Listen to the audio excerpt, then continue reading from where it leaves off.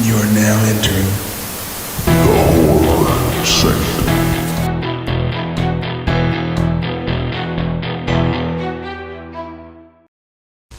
Hello and welcome back to the Horror Sanctum podcast. I'm Jay with John, Kellen, and TJ. And much like 2024, 2025 has had some banger horror movies so far. One of which is Zach Cregger's Weapons. When all but one child from the same classroom mysteriously vanish on the same night at exactly the same time, a community is left questioning who or what is behind their disappearance. Now, this is a very, very fresh new movie. I saw it in theaters a couple months ago, but it is officially streaming now. So this will, as always, have spoilers. This movie has got a lot of hype behind it. I remember when it first was, the trailers came out, it was advertised, everybody was kind of really excited about it. Everybody, I think, I don't want to say everybody, but I think a lot of people liked Barbarian. They saw that this guy knows how to make a movie. I personally really like Barbarian. I still like it. It's wacky as hell. There's parts of the movie that are just so nuts, but it's one of those movies that you can't predict, and by the end of it, you're just like you remember it. I'll just start out by saying this movie to me is not Barbarian. It's not in the league of Barbarian to me. Barbarian's a movie that I'll probably remember the rest of my life and I'll always think about and I'll never ever ever forget no matter what. This is this is a good movie. This is not a bad movie. I like this movie. I have no intention of shitting on this. I just there's things about this movie that just kind of make it keep it from being a great movie for me. It's a slow movie. It sets up the characters well. You know, the music's great. It's suspenseful. It has a lot of the same similarity to stuff like Prisoners. If you like that movie, it's very similar setup. Prisoners, another one of my favorites. So it's got a lot of similar vibes of that someone, kid missing, mystery. You don't know what's happening. The first 30 minutes do take a long time to get into it, so it drags a bit, right? The setting is great, Atlanta. I grew up going to Atlanta a lot. My relatives live there. So I have this weird, odd, creepy nostalgia for Atlanta because I remember as a kid being like in my aunt's house alone sometimes, and it just freaked me out. And I remember watching Freddy's Nightmares on like reruns there. It's just something about it. So like watching this movie and seeing the setting, it kind of clicked a lot of that in my head. I didn't Um, even think about it being in Atlanta, but there was a documentary about missing kids in Atlanta in the last couple of years. Well, yes. isn't So this supposed to Yeah. be northeastern, but it was shot in Atlanta? Like, isn't the premise supposed to be like a New oh, England is town, it? but it's in Atlanta? It was filmed in Atlanta. Yeah, I think so. I think it's supposed to be up north, but it's Atlanta. But I think so, this movie is obviously personal to the director. I think it has to do obviously there's a lot of meaning behind this. I'm sure there's, stuff about like school shootings, things like that. It's there. The thing for me with that is I didn't really like that he had to put an AR in the sky and put a timestamp on it. That was a little bit too on the nose. I think subtlety would have been better for that personally. I mean, I get why he did it. It's sometimes you just have to nail the audience in the head, but I would have taken that out. Um, I just think the problem with this movie ultimately for me is the ending. The ending is the real issue. And when you start breaking down like some of the things that happen in the movie, Josh Brolin is great. That character Archer, love him. I love how smart he is and he starts to figure things out. Great character. The lead girl, she's good too. She's a good actress. I thought the tweaker kid was hilarious. Every time I see that kid, I think of This Is Us because he was a dickhead in that show, This Is Us, and he was so good in this movie. Like his just act just like the kind of crackhead guy you would He see on was the corner. perfect as a junkie. Oh I, yeah, he was I've so read, awesome. I've read or seen something that says that's Zach Cregger's new muse, and all his movies going forward is going to include that kid. Wow, that's Yeah, he was interesting. because he was very blown away, and he was also the only original person in the cast that stayed when they finally shot it. So Wow, I didn't know that. Yeah, I think the Aunt Gladys character, she's obviously creepy. What's her name? Amy Madigan. I think it's funny that someone watched Uncle Buck and said, "Man, we got to get this lady and have her be a fucking villain." Like that was kind of random. I think when you break down her logic, it's kind of weird. She kidnaps all the spoilers. She kidnaps all these kids, or basically puts them in a spell, and they run away from home. And there's one kid left who's her nephew. And to me, that was kind of odd because, it's like, okay, you're going to leave one kid in the classroom. Right. Cops are going to talk to him. Sorry, I'm going to chime in with this because that's one of my biggest notes on here is like, why did she leave him? Because if you're going to leave a kid, don't let it be your relative. And I understand she had to use him, but all that did was say, okay, this kid is somehow involved. Like it's just too on the nose. Like it doesn't make any sense. That she was very. I have sloppy witch bitch in my notes, so she was quite sloppy. Yeah, I mean, I think you had to do it. I mean, I get why he had to do it to tell the story and involve the nephew and the parents, and like it was like a plot device. I get it, but it's kind of when you really think about it a lot, it kind of you're just like, wait a minute, why? Um, the ending is just ultimately, is like I said earlier, that's where it runs off for me because the movie tonally is one thing, right? There's a lot of things happening. It's creepy, and then the end of it, it kind of turns into this crazy like almost like parody. She's run the kid, the nephew, like does the spell thing with the stick and breaks it. The kids go after her. And so like she's running and they're running through windows and shit. And then they're breaking like four or five windows and they open her mouth up. It's like insane, which it's not that that's a bad way to shoot a scene. It's just it's so jarring because you have this movie that's one way, and in the very end, you're just like, what? Um, and I've noticed that so much with films now in the past 10 or so years that there's so many really good movies that just never can stick an ending. And I don't know if it's just maybe people just have an idea in their head and they don't know how to end it. I don't know. I noticed that trend so often with newer films now. But overall, it's a good movie. There is some silly shit in it, and some of it does drag, but overall, it is a good movie. And I think, honestly, I can't say anything really terrible about it. So yeah, I did like it. Yeah, 2025's Weapons, 2 hours and 8 minutes. Like John said, it does drag a little bit, and 94% on Rotten Tomatoes, though. So it was very well received, and rightfully so. It is a good movie. It has a lot of flaws. I remember after Jay watched it, he said that this was better than what's the movie? I said I liked it better than Sinners. It wasn't better Sinners. than Sinners. He said it was better than Sinners. I have the text. Put it on the email. No, but Gaslighting. it is no way better than Sinners. It is not, and I don't even know how you could like it better than Sinners because Sinners is a masterpiece compared to this. That being said, this is a good movie. Like John said, I'm not gonna necessarily shit on it. I'm gonna tear parts of it apart because for a 2 hour and 8 minute movie, they leave a whole lot of questions. And you can't do that if you're gonna have a movie that's over an hour and 40 minutes. You can't leave a whole lot of whys going on if you're trying to tell a complete story. The biggest, why did she need the kids? It's implied that it's something to do to help keep her healthy. She's going to do something with them apparently to absorb energy. I don't know. No, they never explain it. They just explain that she needs and the parents weren't good enough. But then why does she have all of the kids just standing in the basement and all of the kids are fine? I mean, yeah, they're mentally taxed from it, but as far as physically, there doesn't seem to be anything that she did to these kids in the what month that this movie took I place. think they're supposed to be batteries. That's kind of how I read all that. But they never. It's all left to Yeah. interpretation because they didn't answer any questions. They had plenty of dialogue with her, and if you're going to leave the one kid, like John said, which made no sense, it's a plot device to drive the plot forward, but it doesn't make sense to leave a witness, especially a young witness, and have him return to class. It would be one thing if he was at home, and then that's why people start getting suspicious, is because hey, one of the kids that never returned to class is still around. But to have him come back and sit in class like nothing happened was just, I mean, that just kind of felt sloppy. Um, but you have all this time, all this back and forth between him and his aunt, and she never explains her purpose other than she's a witch, right? We know she's a witch. We know she can do witchly things. We know that she needs people for something, but we never really get an answer, and then it ends. And that was the biggest disappointment of this movie. The ending, I will say, and John said, it almost goes off the rails. I loved it.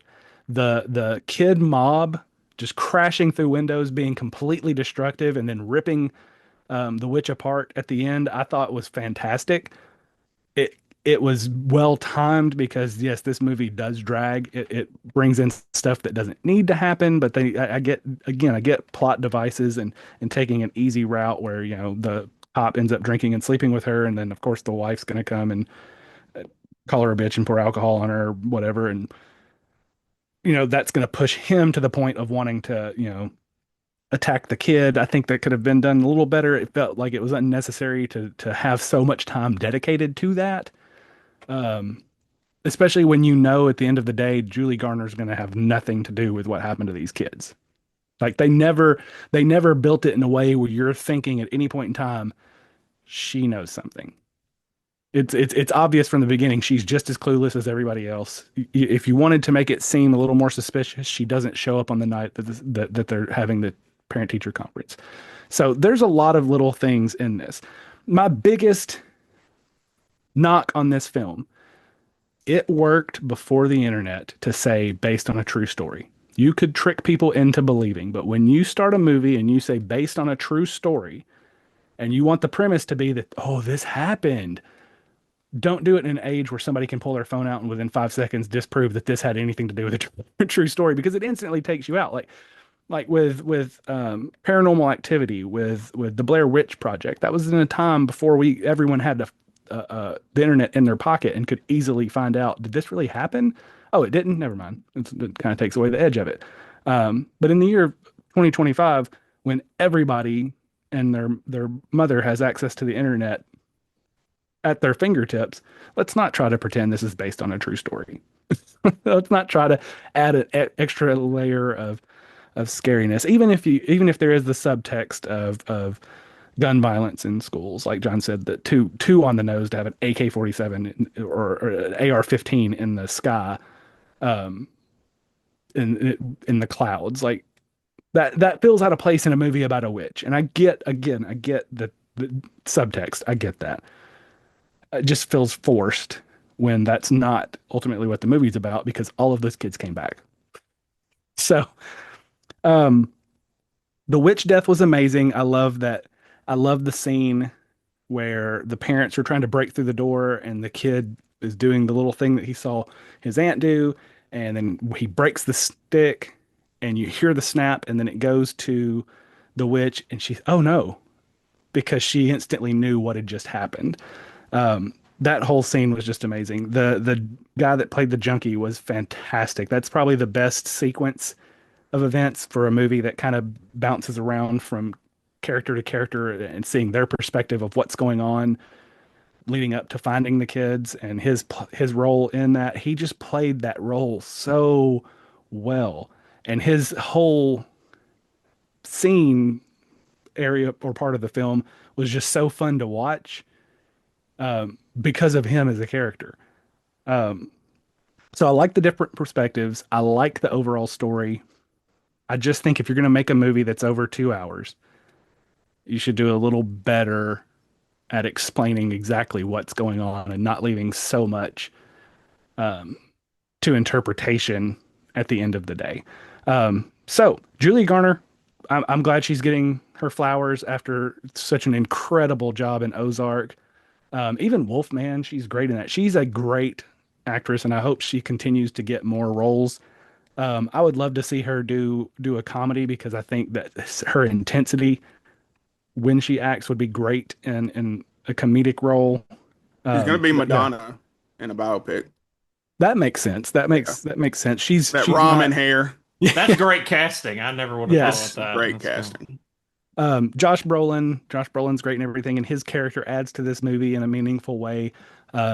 His character is the most real feeling, as far as if that was to happen to you as a parent, like a month is not going to be enough time to get over that. You're going to be still broken, especially if there's so many things left unanswered, and he keeps getting little clips of what happened, but he can't piece it together. And so him just being angry and sad, and the scene where he's at the construction site and he's obviously you can tell his mind is nowhere near his work or anything else. I thought that was just so well done. Josh Brolin, he's a national treasure. And then I just found out looking at the cast list of this that both of the characters in Doctor Strange, their real names are Benedict. I didn't even know that. Benedict Wong. I didn't Benedict Cumberbatch. I didn't know that the Asian guy who looked absolutely psychotic in his scene where he becomes a weapon with the eyes wide open and the blood on his face. And that was also a brutal scene to watch. There's some brutal deaths in this. Him killing his own husband with the headbutts. When you see the side profile of the face gone, it reminded me of Pan's Labyrinth when he beats the guy's face in with the bottle. It was just real hard to watch.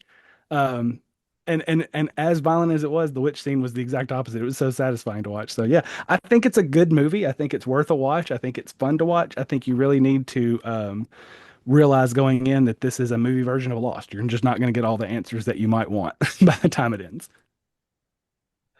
Right. Well, weapons. Zach Cregger coming from The Whitest Kids You Know and sketch comedy, ridiculous sketch comedy, to doing Barbarian a few years back to this. Like, I didn't see that path coming from his early days when I was watching him on, you know, low rate cable TV.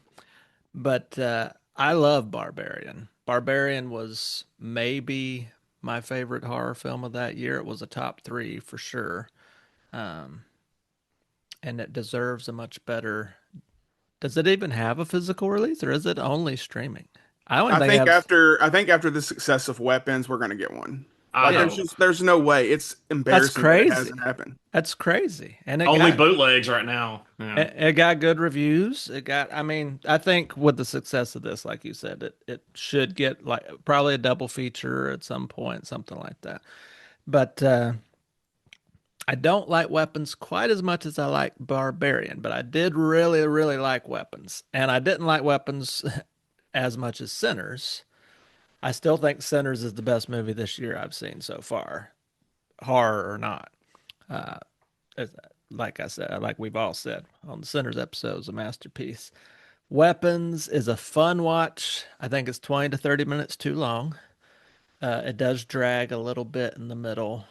Um, and it is similar to Barbarian in that it's a tale of two movies. Like the first half is like one thing, and then maybe even the first two thirds is like a pretty decent mystery story with some spookiness. And then once you kind of know how the sausage is made and that it's a weird witch story and they don't really tell you that much about her character or what her goals are or why she's doing what she's doing, it's just let's just get crazy and have fun getting crazy because it's not going to make a lot of sense. We got the setup. It's a little bit of a swerve. That's not what they were, telegraphing in the mystery missing children detective story and drama of it all. The psychological thriller becomes like mad dash craziness, which is similar to the tonal shift in Barbarian. Barbarian, it comes a little earlier. I think about 40 minutes into Barbarian, but Barbarian's also a little bit shorter movie. So I think the acting's great in it. Julia Garner, excellent. I didn't know. I'd seen her in things, but I wasn't like tracking her career at all. But definitely after her acting in this role, I would definitely be tracking if she's a lead in something else. Josh Brolin's always been great, even in movies that aren't great. He's great in them.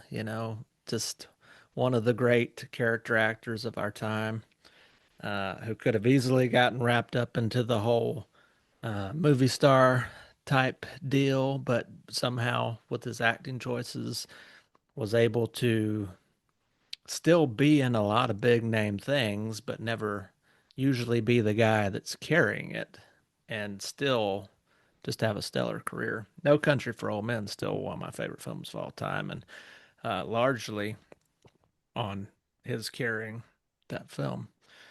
But yeah, he's doing his brooding revenge story, dad detective type thing, and that's mashing up with the.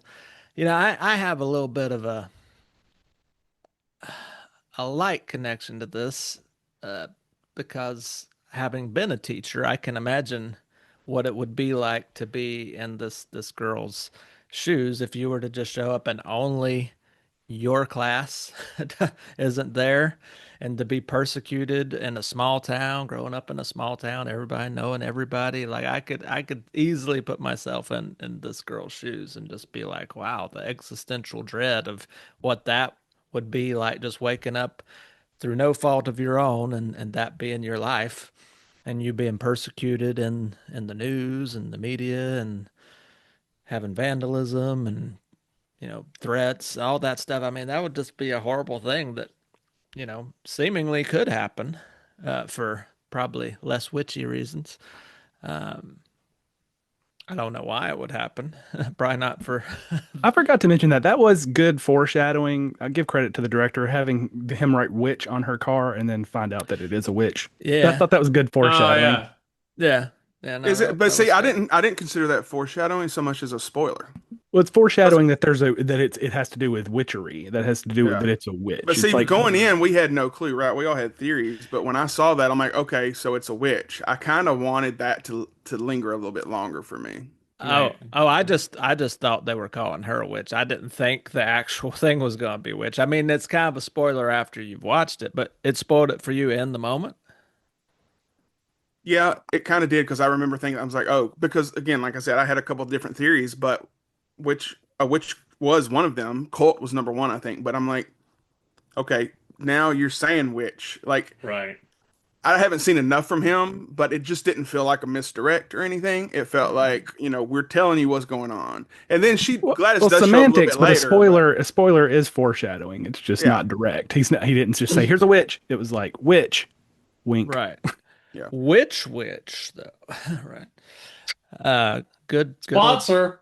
good old sandwich place. Is it still Yeah. around? I think they all closed down, but they made a good ham and cheese, by God. There's one in Bellevue, I think. There's one Oh, over in that oh, is area. there? Yeah, Yeah. there used to be a lot more around. There used to be one Mount Juliet. Anyway, um,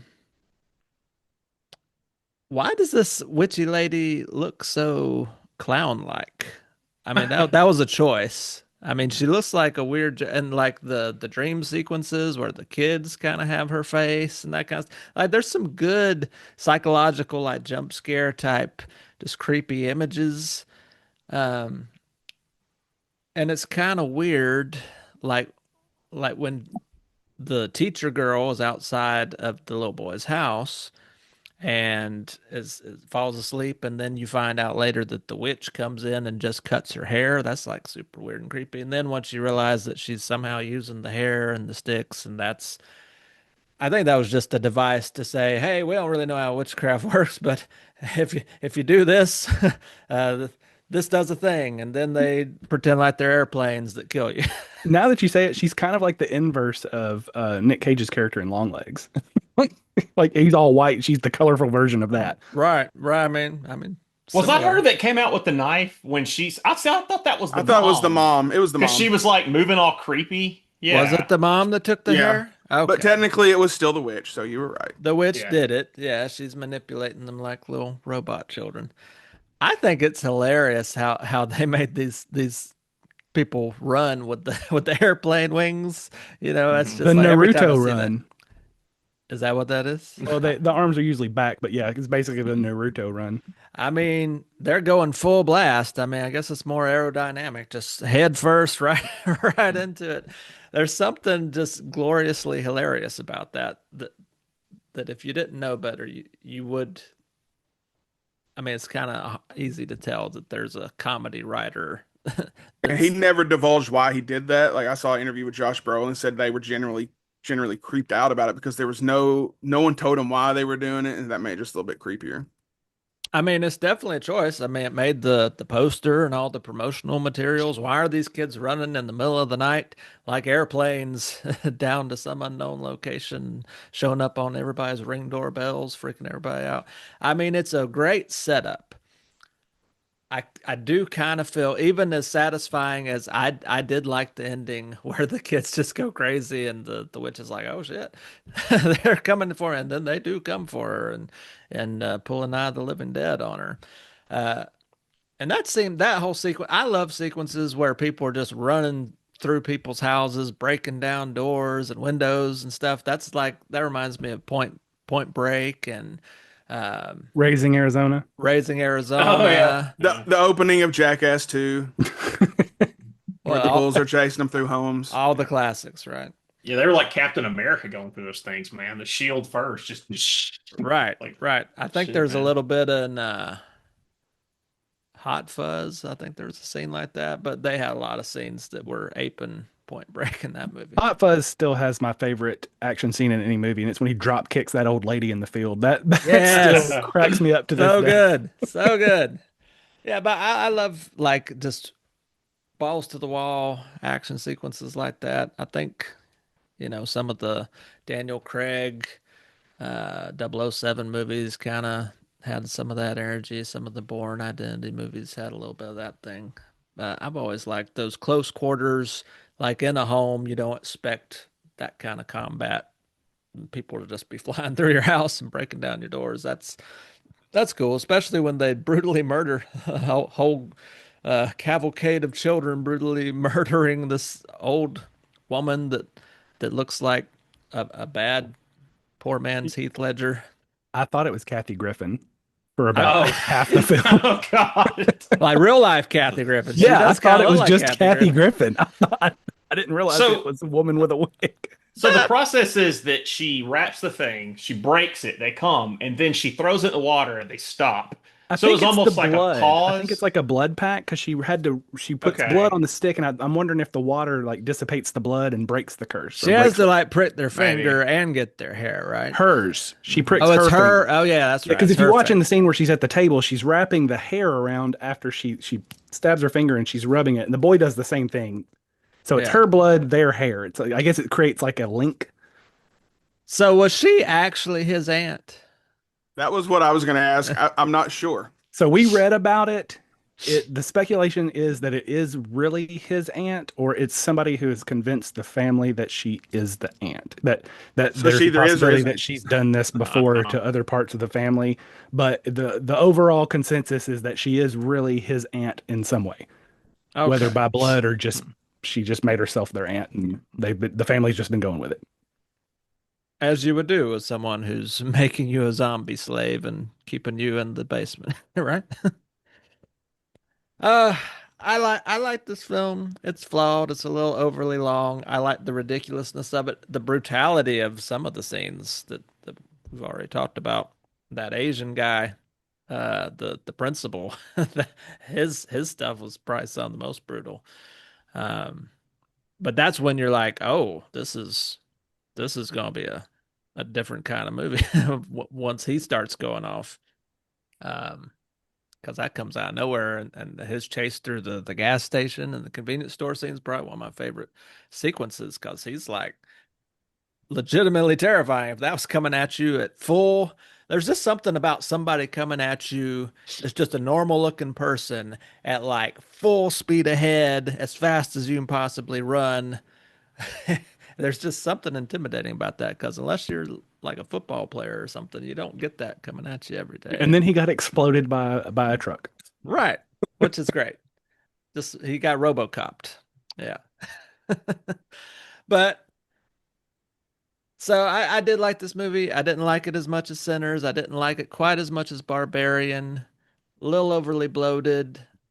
I'm starting to see a trend. I'll be very curious with his third film if there's like a hard right turn middle way through, and what starts as a very serious, brooding thing just turns into a wacky romp through senseless violence. Because I'm here for it if it is, but I am curious if that's kind of his thing now, which is kind of about 2 or 3 movies in what I was asking about M. Night Shyamalan too. So to be determined. But what do you think, Jay?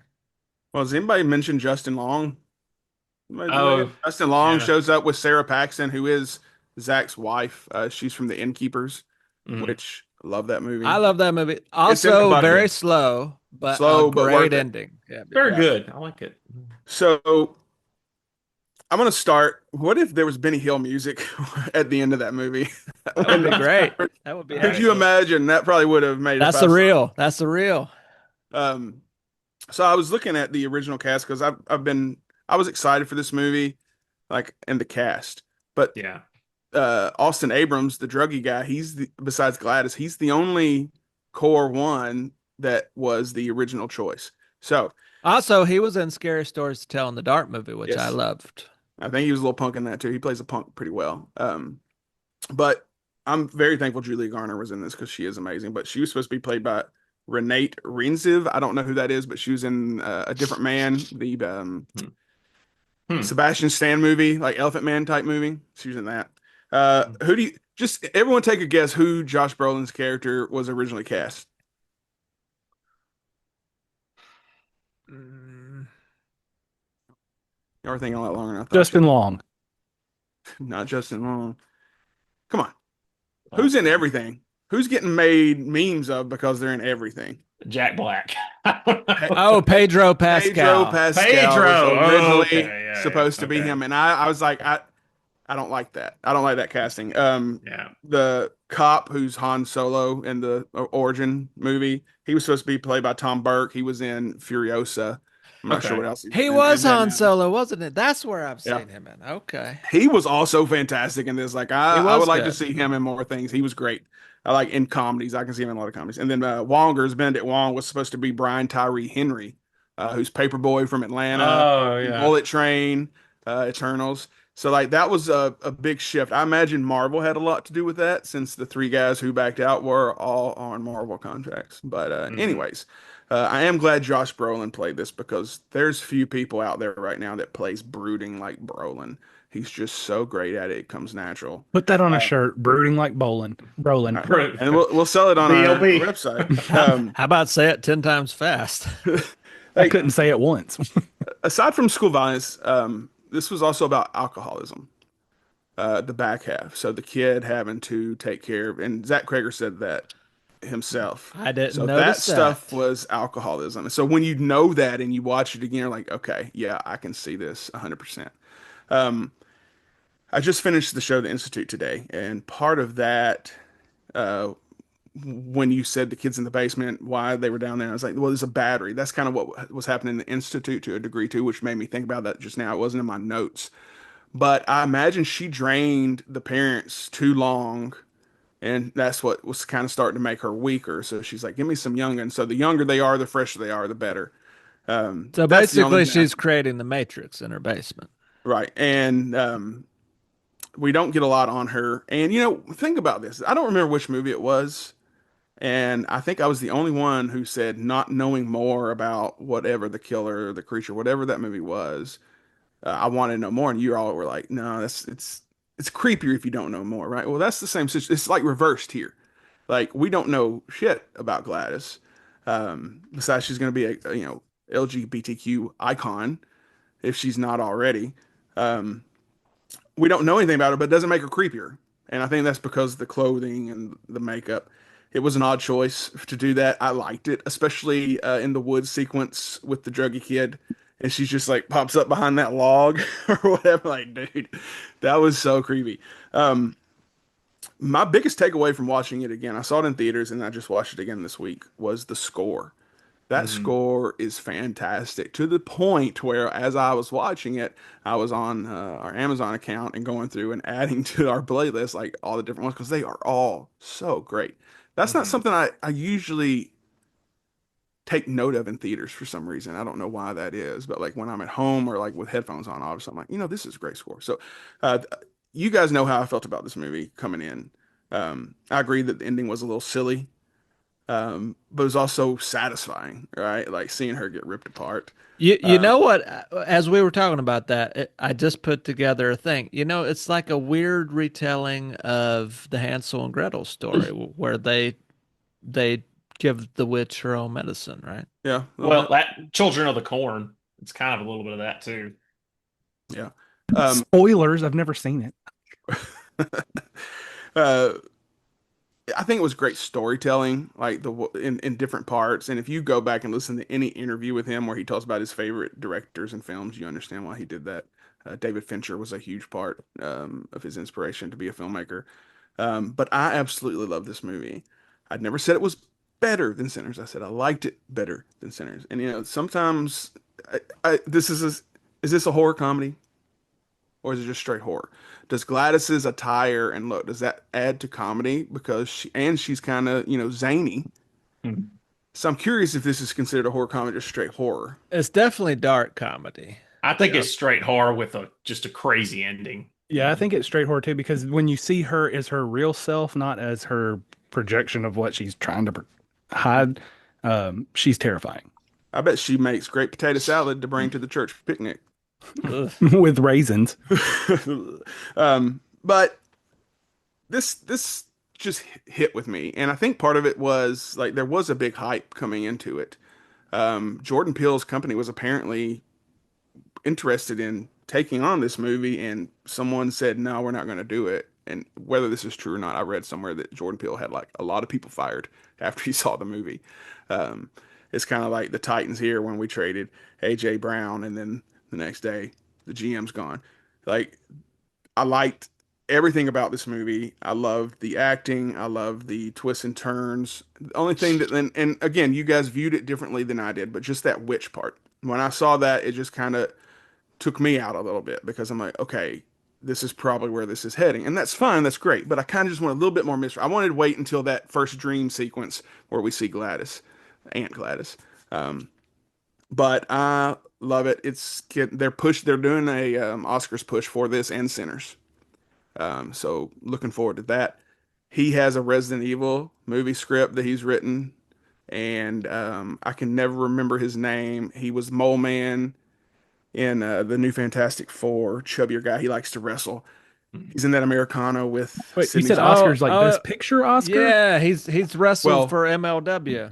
Yeah, maybe not Best Picture, but different awards. Yeah, so he's already been cast in it, and I'm like, He's a I'm great already actor. excited. I'm already excited because I love him so much, and you don't picture someone like that being in a Resident Evil movie. He'll probably be the comic relief, but anyways. And I also read that he has a Joker and Harley Quinn script he's written. Paul Walter Hauser. That's the man. He's Cobra Kai, that guy. Yeah, Cobra. Yeah. He's fantastic. If he has a Harley Quinn and Joker movie, sign me up for that too. Like I'm here for it. But I loved it. This is kind of like The Faculty for me. This is one of those where I didn't know what to expect. I walked away loving it. I shared it with everybody. I made Lindsay watch it. I tweeted about it. I made a video about it just to try to get Zach Cregger's attention. But Did you know that Paul Walter Hauser is attached to play Chris Farley in a Chris Farley story? I did know that, and I can see that. I could see it. So, but anyways, nothing more to be said about this one. We'll go around, give our rankings, and close up shop. I'm going to start because you guys are not going to be as high as I am because I gave this a 5. Here's why. I can watch this over and over and over and not get tired of it. I would want everybody else. So while it's not a 5-star movie by any means, it's a 5 for me because how I enjoy it and how it makes me feel. So Did you suck on give that. Sinners a 5? Yes. Okay. Those are 1 and 2 this year. Favorite weapons, best Sinners. Yeah. So, all right.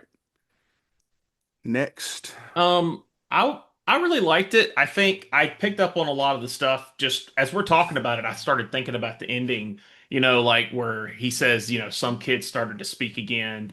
Some of the parents, the two parents went away.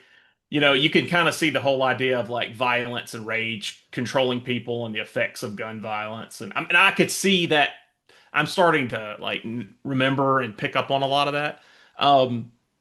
The ending is weird because the kid, he does the thing to control the kids and breaks it, but it made me wonder, like, is he a witch now? Accidentally? Is he controlling something just on accident? Does it run in the family if she's really his aunt? Yeah. But overall, it's a solid, I would say 3.5 out of 5. It's a good movie.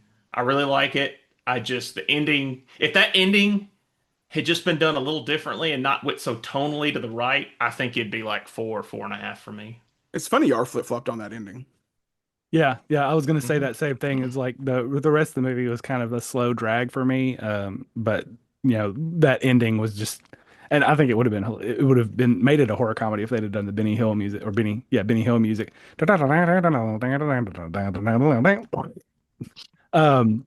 But I mean, it's not a bad film. Sinners is one of those for me next level films because of what it did. The fact that you have an almost entirely minority cast with white people being the villain, and it still produced well in the box office because of how good the acting and the story was. The music scene is one of my favorite scenes in recent cinema history, where they're playing and you see the different eras of black music all being played out and how important it is to the culture. So that for me, this movie doesn't even belong in the same conversation with Sinners, but that's just me because I feel like Sinners was just such a groundbreaking kind of film to be about vampires. Um, this one, it's just a fun watch. Like I said, it is slow, it is dry at times. I think they spend too much time in certain places and not enough time in others, but it is an enjoyable watch. And I'll probably end up watching it again at some point, just because I love Julia Garner and Josh Brolin. And so I can see the zombie kid horde busting through people's houses and just straight that one girl, she was determined. The girl in the lead, she was she was not letting that witch get away. She coming through and taking her down, and then just to have her head ripped open. There's nothing more satisfying than somebody who deserves their comeuppance in a movie getting their comeuppance. So 3.5 for me. Man, I I'm caught between a 3.5 and a 4, but I think I'm going to lean into a 4 because even though the tonal shift and everything, I don't feel like it worked as well as it did in Barbarian. Because I felt like they were telling such a good dramatic psychological thriller, and then to just have all the wackiness. But they saved it at the end by going so hard, crazy wacky, and having the satisfying ending. So I'm gonna give it a 4. I believe I gave Barbarian a 4.5, and I feel like this is just a step below that. It's very rewatchable. I'll own it when it has a good release, and It has a steelbook coming out already. I can keep steelbooks now. I have shelves. I'm excited for you. I am too. That puts us at a 4.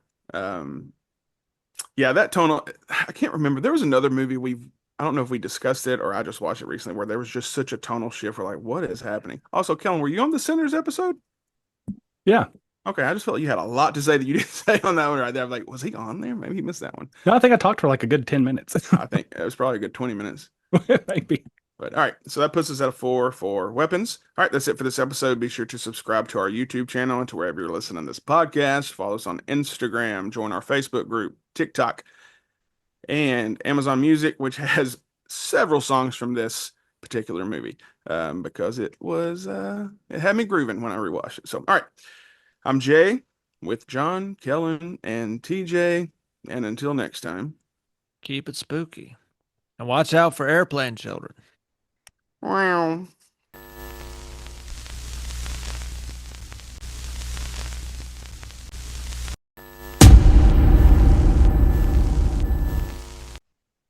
I did hate the gun just randomly over the house Yeah, that was no that was reason. probably my least favorite part of the entire thing. It took me totally out of it, and it pissed me off for about 5 minutes for me to try and get back into it. Well, I think for a movie that's well written and there's good ideas, it's so jarring because it's just like, I mean, he's smarter than that. Like, it's like that's just the thing about people. And I don't know if that's always a director thing. I feel like studios probably make people nail these things in more in the now. A24, like elevated horror, we gotta put subtext, but we gotta not do it too subtext to where people don't pick Yeah. up on it. We gotta give them a cue. Yeah. Yeah, Yeah, Yeah. yeah. yeah. Do it, lady. I watched the Captain Hook horror movie and it was awful. Oh, Was I it? bet. Oh God. So It- bad. is it- Honest is to it- God, don't even know if it was horror. Is it in the universe with the Peter Pan nightmare? They're not connected. No, it's in the universe that is public domain, and apparently everyone in Britain has to make a version of all these classic cartoon characters. Right. God. I did fast forward watch through the Bambi movie. I still say if they really wanted to make a Steamboat Mickey kind of movie, they need to follow the video game Blinky and the Ink Machine. Follow yeah. that, where it's basically he's come from the page and he is stalking them through this movie studio lot that's been shut down. That video game is scary at times because of the jump scares and the way that it plays out. That would have been a brilliant way to make a Steamboat Mickey or Steamboat Willie kind of movie if you were going to use that property. Yeah. No, instead you're going to have him teleport. Fuck off. They need to do a Hanna-Barbera one where it's like Wally Gator and Grape Ape and all like the discount characters like are. I want y'all to Google Exit stage right. Weapons original cast and just see each of them side by side and see what you think. Because seeing it side by side, I'm like, no, I'm glad I got the product. Like, if I could take Pedro or Brolin, I would probably take Pedro, but I can't see him in that spot now that I've seen the movie, you know. But Yeah. the Solo guy was probably him and the druggie were the best. I want a Precious Pup horror film where Am I- he's just laughing. and We didn't even killing mention everybody. the needles. Like, Oh, that was in the face. look, to be Oh. fair, look, I'll be 100% honest. If I was like on a jury and that officer was in court for punching that guy in the face, I would absolutely give him a free pass on that one, because if I literally asked you, is there anything in your pocket that could stick me? No, and the moment I put my hand in, I get stuck by a needle. Oh, fuck, dude. You're catching these hands. I love that. And there was no hesitation. He just fucking clocked him. Like, That's a normal reaction. At that point, I'm not even blaming the cop. I'm like, come on, dude. You can be like, well, I've got a heroin needle in my pocket.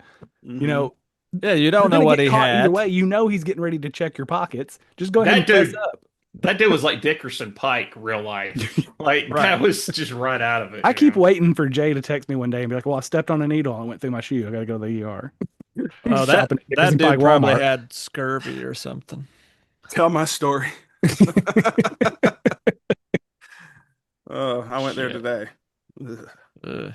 It gets worse and worse. All right, I have to go eat some dinner or I might die.